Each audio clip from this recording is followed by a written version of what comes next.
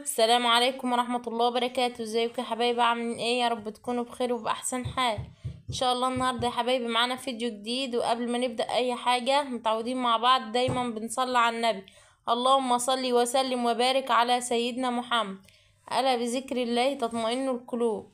شايفين يا حبايبي؟ النهاردة هعمل معاكم، بصوا جميع الشغل معاكم. بصوا مش هفارقكم كده 10 كيلو النهارده من ان شاء الدقيق الله. اهوت. هنعملهم مع بعض، هننخلهم.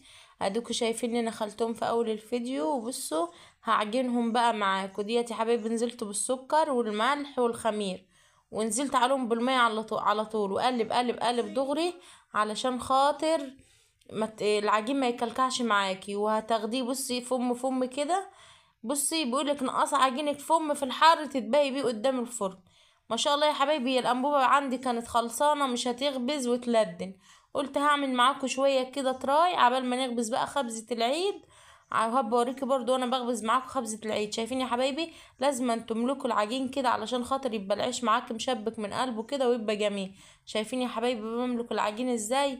ما شاء الله لا قوة الا بالله. سمي بس الله كده واذكري الله، وانتي بص هيبقى ربنا يجعلك كل حاجة في ايدك سهلة وبسيطة. والله يا حبايبي الشغل ما بيتعب. قومي بس كده وما تكسليش، وقومي لو انت عايزه العيش ولا كده قومي اتفرجي على الفيديو وشوفي انا عملت ازاي واعملي زي. انا عارفه ان انتوا شطار اشطر مني، بس انا بحب اشارككم معايا في كل حاجه. شايفين يا حبايبي اهوت؟ ما شاء الله باخده فم فم. احط شويه الرمية على قد العجن اهو. ما شاء الله لا قوه الا بالله. واغرز وبعدين هلم بقى العجين معاكم اهو، وهتشوفوه بسم الله ما شاء الله بعد ما خمر.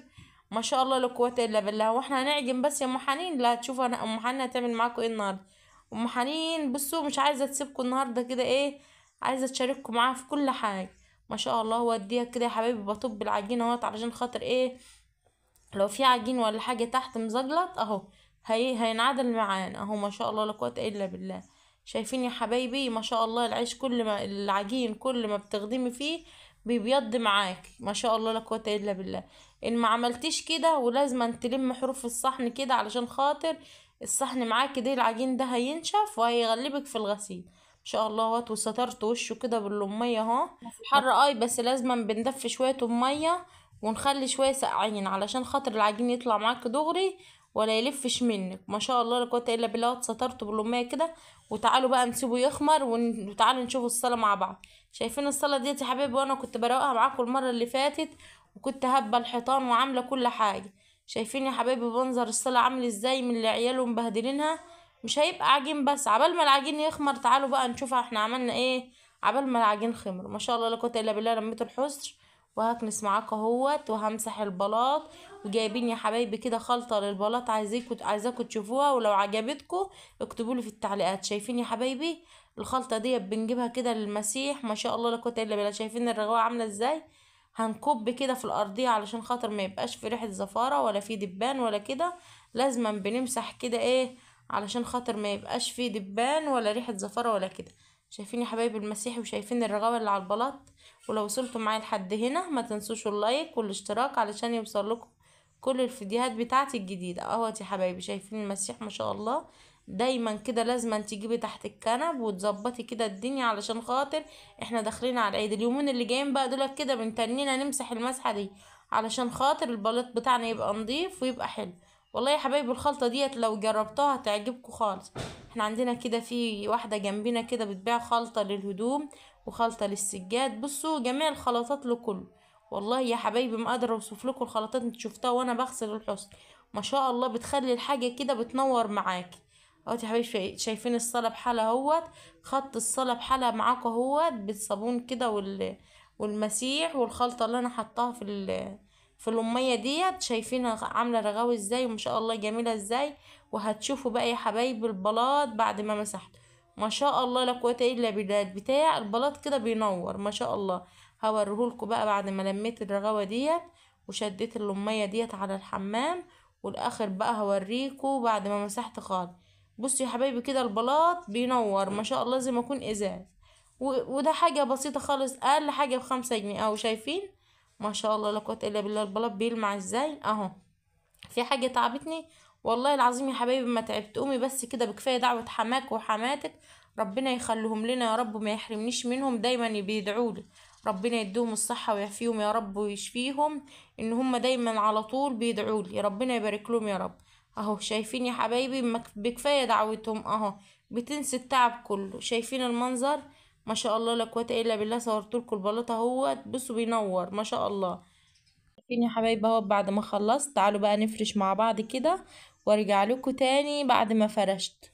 بصي مفيش حاجة تعب والله العظيم كده، الصحة ربنا يديك الصحة، وانت تعملي كل حاجة كده وهتلاقي كل حاجة بإيدك سهلة وبسيطة.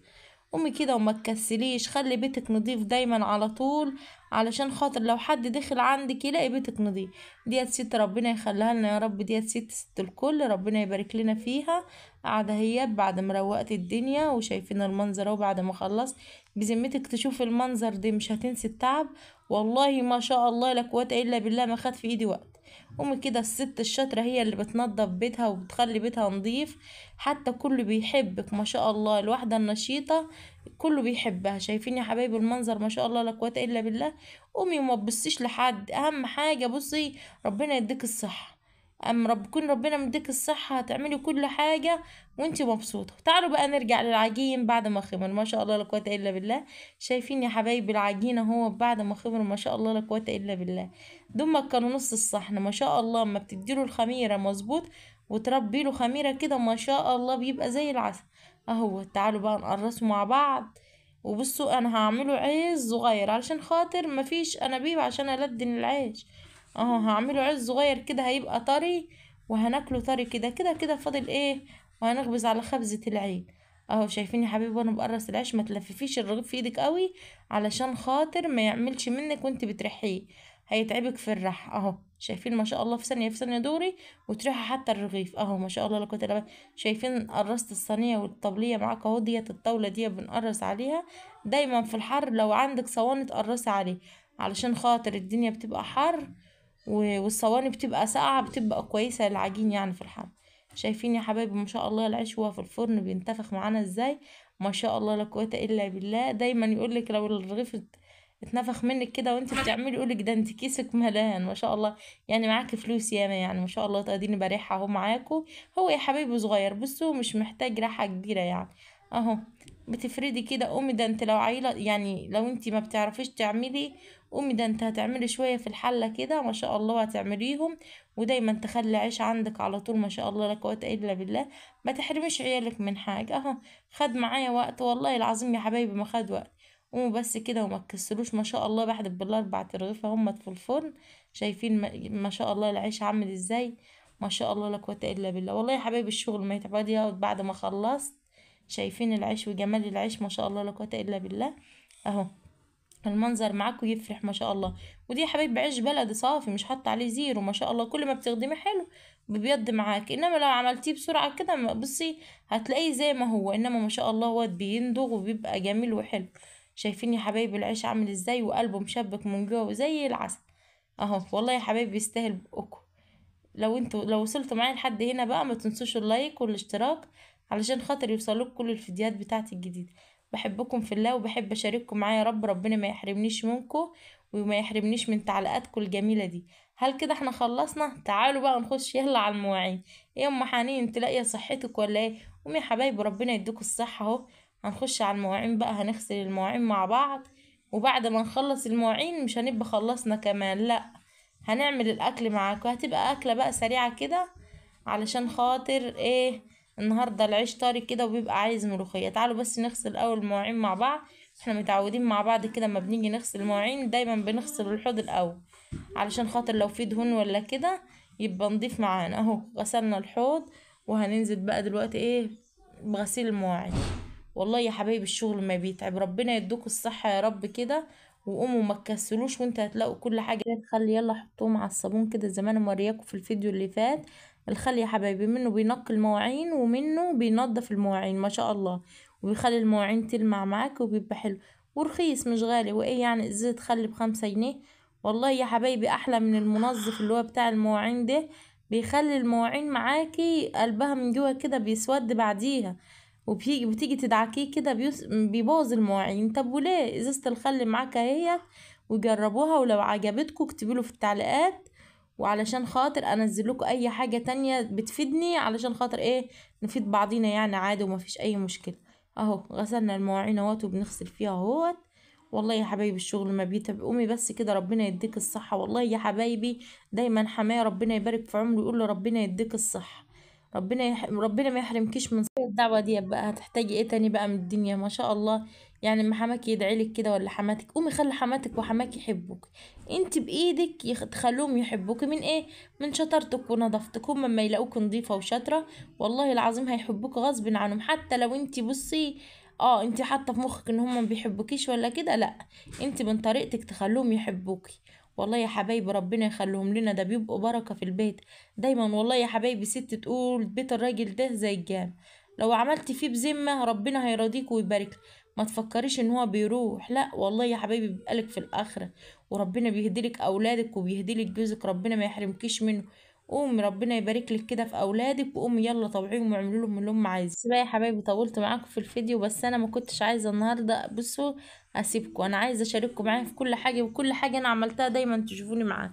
والله يا حبايبي اليوم كده لما بيعدي وانت رشيقه كده بتلاقي نفسك بصي ما بتبقيش عايزه تقعدي. قومي بس كده انوي وما تكسليش، وانت هتلاقي كل حاجه في ايدك سهله وبسيطه. انا عارفه ان انتوا اشطر مني كمان وبتعملوا احسن مني، ودايما كلنا بنعمل وما بنعملش. لا كلنا بنعمل وما شاء الله كلنا شطار. بس قومي كده اتفرجي على الفيديو كده وهيديك الحماس، وهتقومي هتلاقي نفسك قمت كده. وادعي لي ادعي لام حنين ربنا يوفقها يا رب ويكرمكم، وربنا يخلي لكم اولادكم يا رب ما يحرمكوش منهم. والله بحبكم في الله وبحب اشارككم معايا في كل حاجه، ربنا ما يحرمنيش منكم يا رب. ادينا وقت هشطف المواعين معاكم. وبصوا هغسل الحوض كده مكان الصابون ده هنزله كله في الحوض، وهنكفي المواعين معانا على الحوض علشان خاطر ايه يتصفوا ومبهدلولناش المطبخ. والله يا حبايبي الشغل ما بيتعب، الافعال بس اللي بتتعب. قومي بس انت كده وما تكسليش. وانت شايفين يا حبايبي الالمونيا بتلمع ازاي؟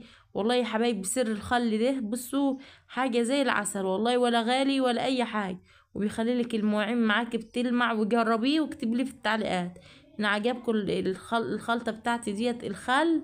بصوا اكتبوا لي في التعليقات ان هو عجبكم. المواعين ديت كلها معاكم يا حبايبي. وبعد ما نخلصهم كان معانا الصحن بتاع العجين ده بقى، مش هنسيبه يبقى لازق فيه العجين دايما كده، ما تدعكيه وهو لسه طري بينضف معاك بسهوله. دايما ست تقول اغسلي حاجتك هينه تصبح لينه. يعني ايه؟ يعني ما تغسلي حاجتك على طول بتبقى نظيفه، وبتبقى دايما نظيفه كده، لتاني مره تعجيني فيه ولا كده يبقى نظيف.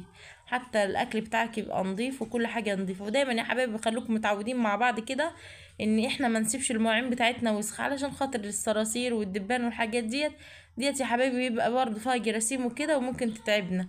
طب واحنا ليه دايما لو عندك شويه مواعين كده دايما تغسيلهم؟ ادينا اهوت غسلت المواعين علشان خاطر ما يبقاش في مواعين وسخ. تيجي تغرفي كده تلاقي الاطباق كلها معاك نظيفه. وبص اهو الصحن بتاع العجينه اهو بوشناه مع بعض اهوت، وهنغسله وننضفه لتاني مره نعجن فيه يكون نضيف. والله يا حبايبي قوموا كده بس وما تكسلوش. وانتوا بصوا ربنا هيديكوا الصحه كده وهتعملوا احسن مني كمان. وبعد ما خلصنا كده احنا ما خلصناش، هنخش بقى يا حبايبي على الاكل. ما شاء الله يا ام حنين انت يعني ربنا يديك الصحه يا رب وما يحرمكيش من صحتك. والله يا حبايبي ربنا اللي بيقوي. والله قوموا بس كده جربوا وانتوا هتلاقوا كتير كل حاجه في ايدكم سهله وبسيطه. ادينا وطشت في الصحن مره واتنين علشان خاطر من الصابون، هنعينه بقى لو عجلنا فيه تاني. وتعالوا بقى كان عندي فرخه كده في الفريزر هقوم اطلعها وهنعملها كده، وهنعمل جنبها حبه ملوخيه. هي ما شاء الله لا قوه الا بالله بتخلي الملوخيه يا حبايبي حلوه الشوربه. هنعملها كده علشان خاطر نعمل ايه جنبها الشرب. كل واحد يعني ايه احنا ما شاء الله كتير، بس كل واحد على لسان ولا تنسان. ما شاء الله. جبت حله وهحط فيها زي ما احنا متعودين مع بعض معلقه هريسه توم معلقه فلفل احمر، وهنقلبهم كده تقليبتين لحد ما يحمروا. وبعدين هننزل عليهم بالشرب اهو بيحمروا معانا اهوت. لازم نقلبهم تقليبتين كده، ما تحطش التوم ناي علشان خاطر ما يتعبكيش يعني وكده اهوت. ود الفرخه اهي بعد ما بتغلي اهيت يا حبايبي، واحنا متعودين مع بعض انتوا عارفين انا بعمل الشوربه ازاي. بحمر بصلايه الاول واروح خرط على قرنين شطه كده وانا بحمرها، والبهارات بتاعتي والورق اللوري والحاجات ديت، وبنزل عليهم بحبه ميه لازما يغلوا، وبعدين بسقط فيهم الفرخه. بعدين اهوت يا حبايبي شايفين الملوخيه اهي بعد ما عملتها نزلت بيها. ودايما الملوخيه يا حبايبي ما بتحبش تغلى علشان خاطر لو غليت هتبقى سمرة معاكم ومش هتبقى حلو. شايفين منظر الاكل وجمال الاكل؟ بصوا قوموا كده وما تكسلوش. والله يا حبايبي ما في حاجة بتتعب. شايفين اهو خلصنا، واحنا ما خلصناش يومنا كمان. بس انا بص ما حبيتش اطول عليكم علشان خاطر ما تقولوش ان انا رغاية وكده. بس انا بحب اشارككم برضو معايا في كل حاجة، حتى لو قلت ان انا رغاية انا بحبكم برضو. ما شاء الله هو شايفين الاكل، منظر الاكل اهوت ما شاء الله زي العسل. ادينا اهوت قمنا من قدام الفرن، عملنا اكلة كده ناكلها كده تكون سريعة. وبصوا يعني ما شاء الله زي العسل، يعني اكلة سريعة وحلو. لو وصلتوا بقى معايا لحد هنا ما تنسوش اللايك والاشتراك عشان خاطر يوصلك كل الفيديوهات بتاعتي الجديدة. مع السلامة يا حبايبي، ربنا ما يحرمكم.